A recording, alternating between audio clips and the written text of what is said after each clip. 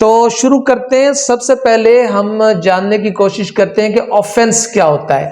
पहले ऑफेंस की तारीफ देख लीजिए। ऑफेंस को सेक्शन 4 क्रिमिनल प्रोसीजर कोड में इस तरह डिफाइन किया गया है। ऑफेंस मीन्स एनी एक्ट और omission made punishable by any law for the time being in force. अब कोई एक्ट और कोई ओमिशन जिसके हवाले से कानून कहता है कि इस तरह करना है और इस तरह नहीं करना, अब कानून ने उस चीज को पनिशेबल बना दिया है। मिसाल के तौर पर कानून ये कहता है कि ब्राइब नहीं लेनी, अगर ली जाएगी तो वो पनिशेबल है। तो जिस तरह कानून ने जिस चीज को पनिशेबल बनाया है, अगर हम उसको वायलेट करते हैं तो फिर हम ऑफेंस के मुर्तकिब होंगे। ठीक है, ऑफेंस आ गया। अब ऑफेंस में बेसिकली दो नेचर्स इसकी आ गई, ये कॉग्निजेबल और दूसरा नॉन कॉग्निजेबल। कॉग्निजेबल क्या होता है?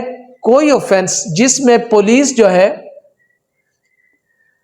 काबिले दस्त अंदाजी पुलिस, ठीक है जी, यानी पुलिस जो है उसमें with out prior permission from magistrate किसी भी शख्स को गिरफ्तार कर सकती है, उसके ऊपर कोई अमर माने नहीं है। जिस ऑफेंस में पुलिस किसी शख्स को मैजिस्ट्रेट की इजाजत के बगैर गिरफ्तार कर सके उसे हम कॉग्निजेबल ऑफेंस कहते हैं।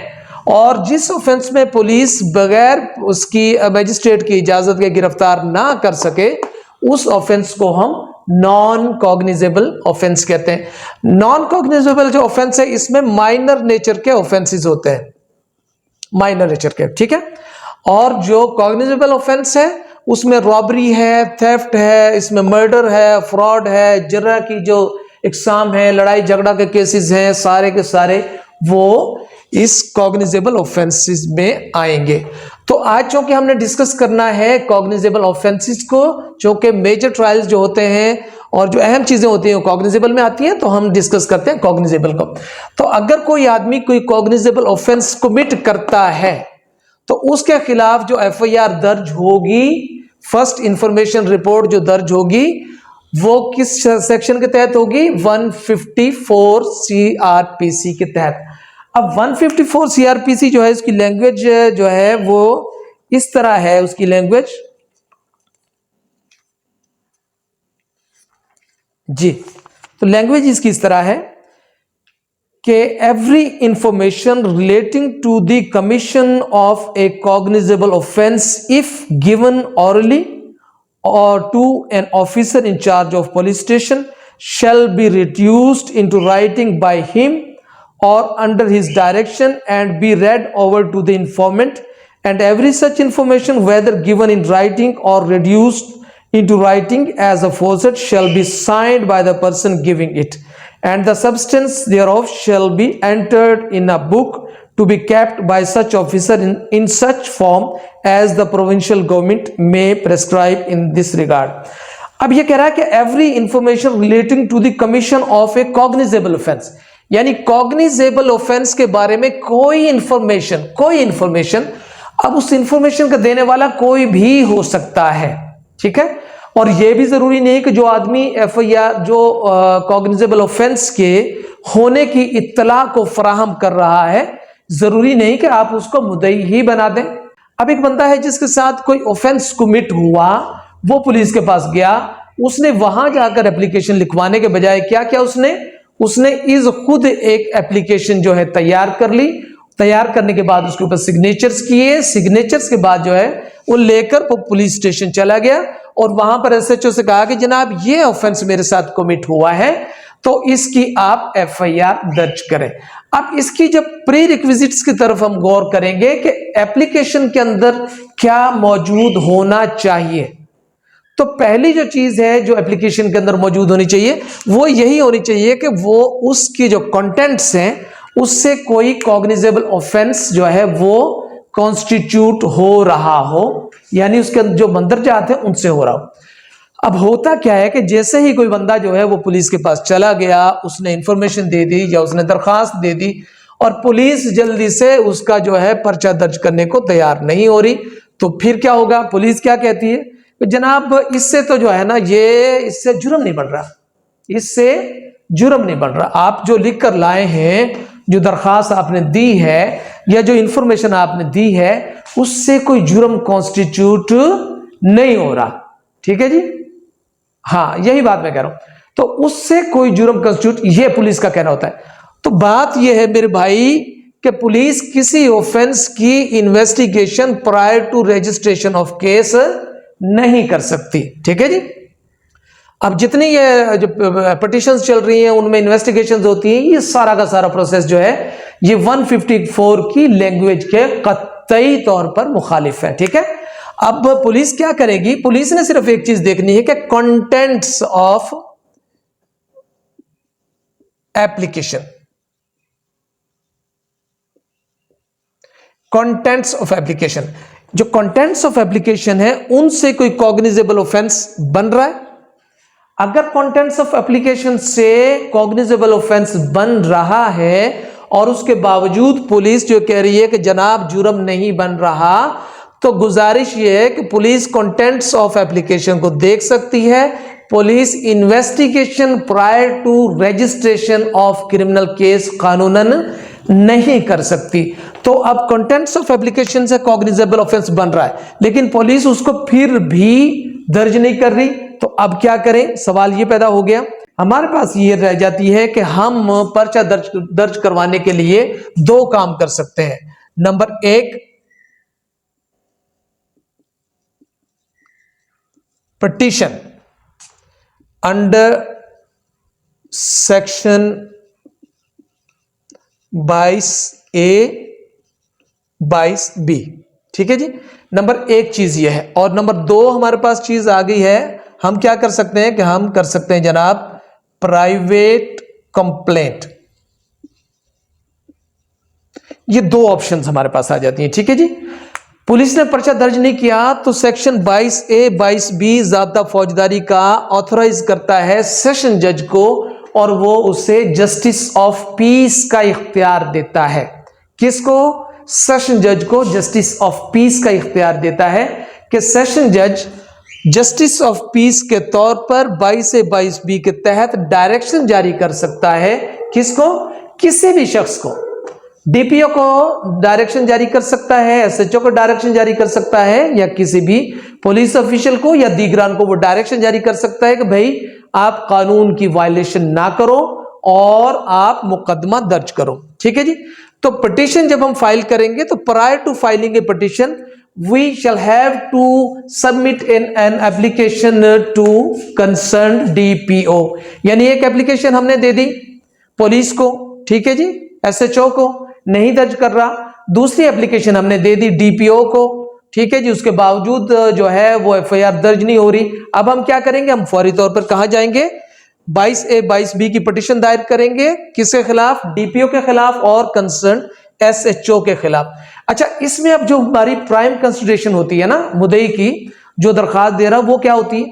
प्राइम कंसिडरेशन मुद्दई की ये होती है कि वो किसी ना किसी तरह से उस डिले से बच जाए जो डिले काज हो रहा है, क्योंकि उसके फौजदारी मुकदमे को जो चीज सबसे ज्यादा नुकसान पहुंचाएगी वो है ताखीर, एफआईआर के इंदराज में ताखीर। कानून ये कहता है कि अगर किसी एफआईआर का इंदराज जो है वो ताखीर से होता है तो वो कानून ये कहता है कि वो रिजल्ट होगा डेलिब्रेशन का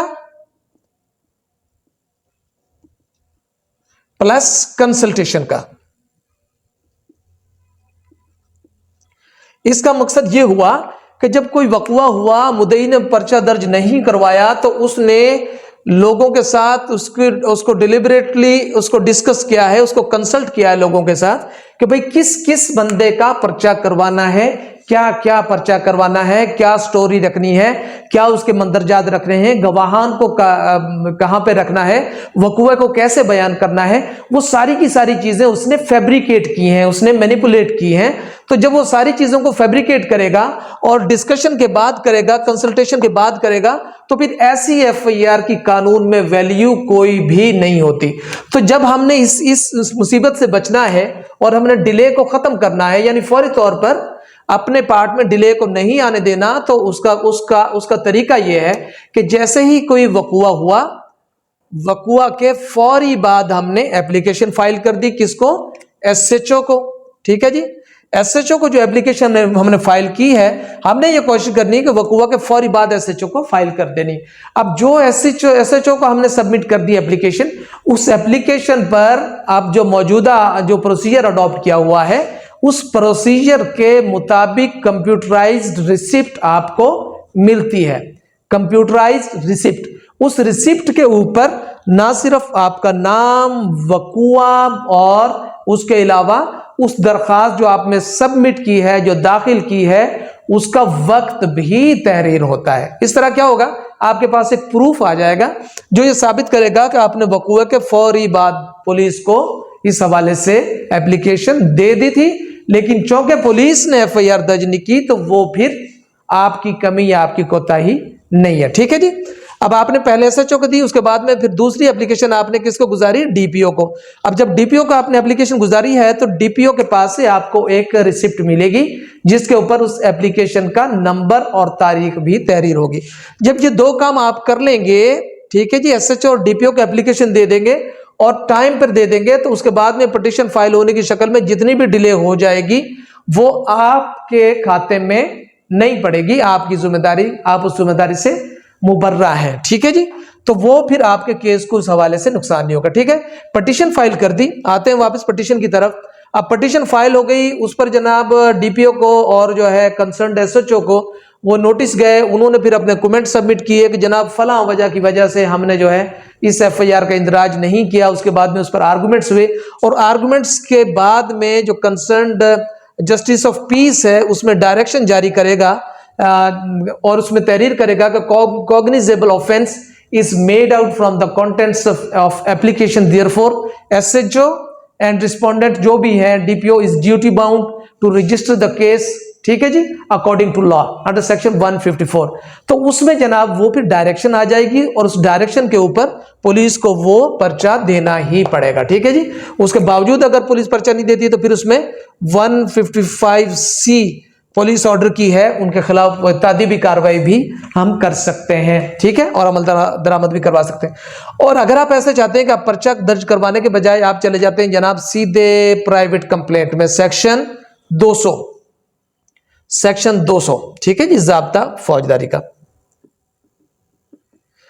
सेक्शन 200 में हम चले गए। सेक्शन 200 में क्या करना होगा कि आप जाएंगे वहां पर जो है अपनी कंप्लेंट फाइल करेंगे, वहां पर अपना बयान रिकॉर्ड करवाएंगे, अपने गवाहान का बयान रिकॉर्ड कराएंगे, जो आपके डॉक्यूमेंट्स हैं कंसर्न वो आप देंगे। उसके बाद आर्गुमेंट्स करेंगे मजिस्ट्रेट के सामने। तो मजिस्ट्रेट जो है उसको वो अगर वो समझेगा कि आपके केस में जान है तो वो उसे एडमिट कर लेगा और मुल्जिमान को समन कर देगा। अब सवाल ये है कि what is the difference in between FIR and complaint. ठीक है, एफआईआर वर्सेस कंप्लेंट। आप एफआईआर नहीं करवा रहे, पुलिस एफआईआर नहीं कर रही, आप ये भी नहीं की, आपने जनाब कंप्लेंट फाइल कर दी। अब एफआईआर और कंप्लेंट केस में डिफरेंस क्या है? तो मेजर डिफरेंस जो है एफआईआर और कंप्लेंट केस में वो ये है कि एफआईआर की जो इन्वेस्टिगेशन है ना, उसे कौन करेगा? उसे करेगी पुलिस। ठीक है जी।